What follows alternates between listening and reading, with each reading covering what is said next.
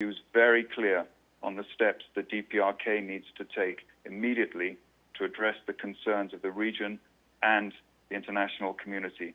The Secretary General is working in close partnership with key member states of the United Nations, and he remains committed to working for peace and stability on the Korean Peninsula. Martin, as a follow-up to that, can you tell us how many UN personnel are in the DPRK, and can we understand from what you just said that at least for the moment they will be staying? Well, what I've said is that UN staff in the DPRK remain engaged in their humanitarian development work throughout the country. I can't give you precise staff numbers at the moment. I would remind you that there are international staff and there are also national staff who are doing tremendous work that is vitally needed, as you know. As the Secretary General said yesterday, there is a hugely difficult humanitarian situation in the DPRK, and the UN does a lot of work, World Food Programme, UNICEF, and others through the Office of the Coordination of Humanitarian Affairs. They are providing very important life-saving assistance to the people of the DPRK and particularly the children. What the Secretary General has said is that with the very serious security concerns that there are, it's really very difficult for the United Nations and to be able to do that work, and he's appealing again to the international community for humanitarian assistance. There hasn't been such a big response in recent months to this appeal, and certainly we would appeal again for assistance for the people who really need it in the DPRK. And just to repeat what I did say, that UN staff in the DPRK remain engaged in their humanitarian and developmental work throughout the country, not just in Pyongyang. And Nizar? Yeah, follow up on that, Martin. Is the Secretary General considering, for example, a gesture like visiting Pyongyang in order to de-escalate the situation there? Is he considering it in any way? What the Secretary General has said on a number of occasions is that he is prepared to help facilitate dialogue, to help to bring people together. Dialogue is what's needed to try to turn the volume down. The volume has been turned up tremendously high in recent days, and the volume needs to be turned back down again. And the Secretary General is certainly keen to help if he can and where he can.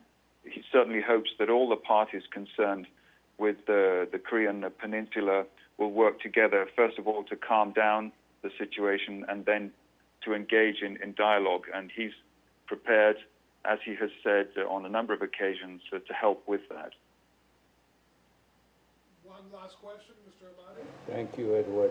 Martin, you said that the Secretary General will soon meet with the heads of the agencies to discuss, among other things, the major goals. According to United Nations World Tourism Organization, Chinese tourists spend now more than $1 billion in worldwide travel. This makes China the first #1 tourism source market. Does the Secretary General consider this to be a contribution to the fulfillment of the major goals? Well, interestingly enough, this meeting of the Chief Executives Board is being hosted by the United Nations World Tourism Organization, which is based here in Madrid. It's the only UN organization that is based in Madrid.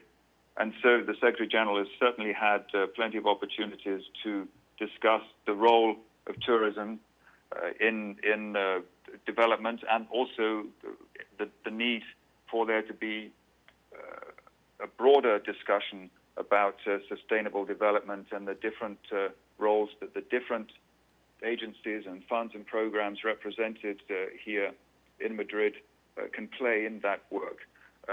With regard to China and tourism, obviously that is a growing factor, and I'm sure that there will be discussions around that topic in the 2 days that the principals from the different parts of the UN system are here. Okay, Martin. I can take one more question. One more question? Yes. Yes.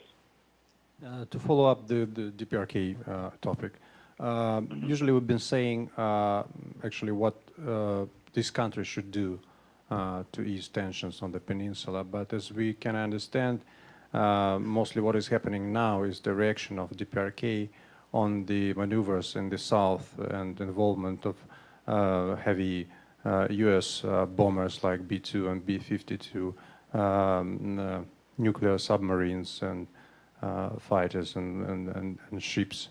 But can you say what in this situation South Korean and American side should do to ease the tension? There is a general need for things to calm down, for the volume to be turned down. That I've already said, and this is what the Secretary General has been saying. But of course, what he has been saying is that it is really incumbent on the DPRK authorities to reduce the tension. It is, after all, the DPRK authorities that have made a number of statements in the recent days and indeed weeks that the Secretary General and others have said are alarming. And so therefore it is important that the temperature be reduced, the volume be turned down, there needs to be calm, and there needs to be dialogue. And the Secretary General certainly hopes that that will be the case. Okay, Martin, thank you so much. It's been a privilege hearing your reports. Have safe travels and a good weekend. Thank you, and